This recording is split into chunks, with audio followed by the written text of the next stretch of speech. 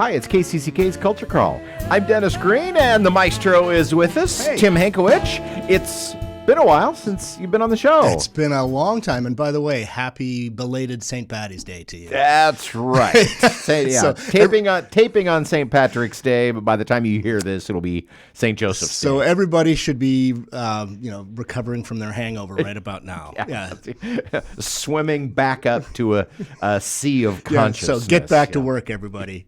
And in honor of this week's program, we will abruptly cut off the interview about 2 minutes early. Good. Yes. I love tradition. So that it is unfinished. Absolutely. Like your symphony. The whole program is like unfinished homework. What is it with composers who write stuff and it's often their best material and then they just don't finish it? I mean, sometimes composers... sometimes they have the audacity to die. Or die in the middle of it. Yeah. But the two pieces, the Mozart C minor Mass and Schubert Unfinished Symphony, just weren't completed for a couple of different reasons. And I have to admit, in the case of the Schubert Unfinished, people don't really understand why. I mean, he didn't die. He had lots of other gigs. He even wrote a ninth symphony, and he was so prolific that had he lived longer, he probably would have gone down in the Guinness Book of World Records as the most prolific composer. So I just think he had so many projects on the way that, squirrel, and just kind of set it aside. Yeah. Set it aside and never got back to it. The Mozart C minor Mass, which in my opinion is as good, if not better, than his famed Requiem, has a more tragic story. He wrote that Mass earlier on in his career. He had just married his wife, Constanza, who was an acclaimed soprano. And in fact, this particular Mass requires two really good soprano soloists. So it's a real tip of the hat to his beloved wife. But it was also intended as an olive branch to his dad and to the Archbishop of Salzburg. Because if you remember the movie Amadeus, I mean, he kind of left under a cloud. He kind of like farted and slammed the door on his way out. And so this piece was kind of an olive branch to his father and to the Archbishop. His dad hadn't met Constanza yet, and of course he was perpetually very unimpressed with the way Wolfgang was leading his life. And also he just wanted to repair those really important political bridges with the Catholic Church. So he was going to write this grand Mass. Also, he made a pact with God. He and Constanza were expecting a child, their firstborn, and because infant mortality was very high back then, he prayed to God and basically made the compact that if their firstborn arrived healthy, he would write this grand Mass. And of course, their firstborn, Raymond Mozart, was born. And then Raymond stayed in Vienna, and Constanza and Wolfgang went to Salzburg for this grand Mass performance. And so he was working furiously on this. But the story is quite tragic because as literally in the middle of writing it, news from Vienna came that his son passed away. Oh. And in fact, there's a moment in the Mass when he writes the Et Incarnatus Est, which is one of the most gorgeous, heart-rendering arias that he's ever written. So it's really quite a poignant moment. So even though the piece is left incomplete, it's still just a remarkable monument to this art form. So you can kind of understand why he didn't finish it. Correct. Then he was probably too heartbroken.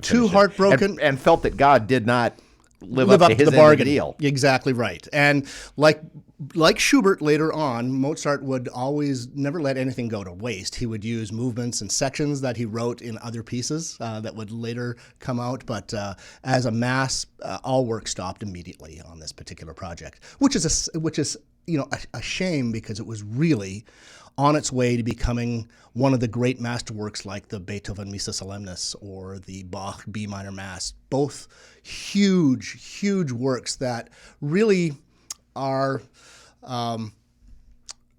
really would thrive in the concert hall, but probably is impractical when it comes to a sacred service because it's so long. So that's the Mozart. Now returning to the Schubert. Sure. And you said that this was, not his last Correct. piece, that he wrote another symphony after this. And, of course, he was incredibly prolific. What is it about the one that he left unfinished that is it. I'm not going to say it's his most famous work, but when you think of the Unfinished Symphony, this is the piece you think of. This is the piece, and I think composers are really lousy critics of their own work.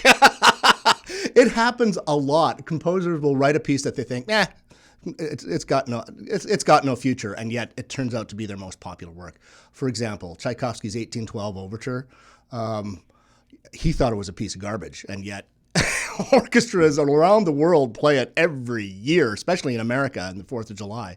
And this is sort of Schubert's 1812 moment. I think he didn't. Perhaps I'm only speculating that he thought, nothing special going on here, and yet he had actually struck pay dirt.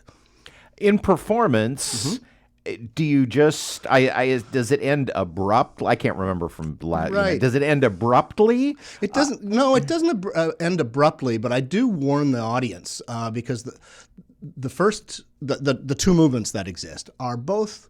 One is very dramatic and one is very more introspective and slow. And so for those who haven't heard the symphony before, I just say, hey, by the way, at the end of the second movement, if you're thinking to yourself, hey, is that it? The answer is, yeah, it is. Just because there are supposed to be two more movements afterwards. And it's rare that a symphony does not end with a big bang. Yeah, exactly right. So that's the only warning I give to audiences. But people who are familiar with the work already know it. And this is also featuring your symphonic chorus. Yes. That is the group that you audition and Correct. work with. And how is this working for them? Tough piece? Oh, very difficult piece. I mean, Mozart was really pulling out all stops to impress his father and the church. And so he made it not only ambitious in scale, but also technically very demanding. And I see the whites of the chorus's eyes when they're singing. And from a distance, it's really quite fun to watch. They're doing great. What I love about this chorus, it's not a standing chorus per se. It's a per project chorus. And so people who have auditioned for us, every year we reach out to them. Hey, you want to sing this particular gig? And depending on their schedules, the answer is yes or no. So singers come and go, and the chorus just remains so strong. And I love them for their commitment. And it's really great watching them as they learn the piece, internalize why and how great a masterwork this piece is, because, I mean, they're really doing all the heavy lifting. You also have a new venue for this concert in Iowa City. Unusually so. So we have two performances, Saturday night at 7:30 at the Paramount, and then Sunday at 2 o'clock at the Memorial Union on campus at the University of Iowa. Just setting up there in the main lounge. That's right. Moving in a stage. Moving in. Yep. We're moving up everything, and come on in. Yeah, same place where Ozzy Osbourne performed back in the... kidding me? I'm not sure. I'm trying to think of... Oh, you better check your facts, because I might have to genuflect when I walk in there. Well, you know who played there that I know. They've had a lot of concerts there. Yeah. But I specifically remember because of when it happened. Bela Fleck and the Flecktones. Oh, and the Flecktones, yeah. On September 11th, 2001. Wow, which is kind of how I why I kind of remember that gig. Yeah. Yep. Oh, man, Bela Fleck, I've actually seen and heard him in concert many times. I've met him once. What an amazing... And by the way, his Bach, it's a clinic. Whenever he plays Bach, I make sure... Yeah. Remember, he's a banjo player. He's a banjo player, yeah.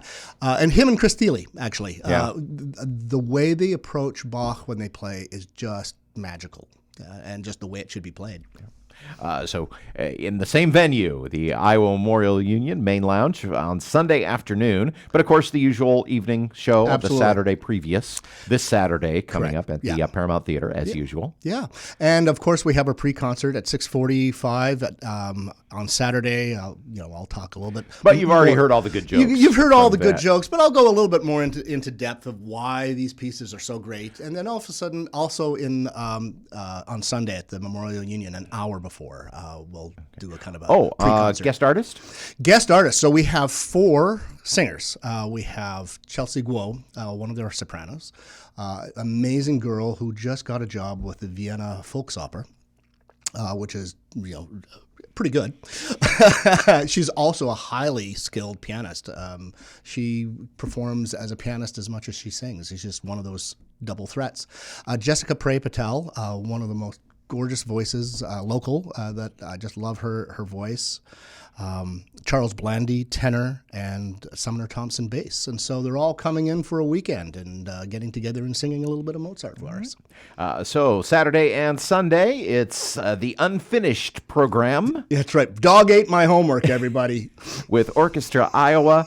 And good to see you back. It was great fun getting to watch George Doherty conduct the orchestra. Isn't that a fun show? With the Bugs Bunny show a week or two ago, but it's good to have you back on the podium. Thank you very much. Let me just say one thing about that program. It is very rare when you can find a program where parents, their children, and grandparents can all be under the same roof, experiencing the same thing, and all of them having a great time. Yeah, and that was the case. That was definitely the widest age range I've seen at an orchestra concert in a while. And usually the Pops concert, is kind of the orchestra kind of takes a mental day off, right? Because it's not that tasking on them. But this, oh my gosh. Oh yeah, we beat them like a rented mule. I mean, this was hard stuff and hard stuff and fast stuff. They too, you could see the whites of their eyes, which was really great. And tickets at orchestraiowa.org or artsiowa.com. All right. Tim, come back in a few weeks for the next concert in the continuing Orchestra Iowa season. And but in the meantime, have fun finishing this. Thank you so much. You're going to see a lot of me in the next 3 months. Thanks, Tim. You can hear the Culture Crawl live on the radio most weekdays at 10:30, on demand at kcck.org/culture, or subscribe using your favorite podcast player. Watch our videos on the KCCK Facebook and YouTube channels. Our producer is Lydia Kilgore. The Culture Crawl theme is composed by Vivian Shanley. I'm Dennis Green, and I'll talk to you later.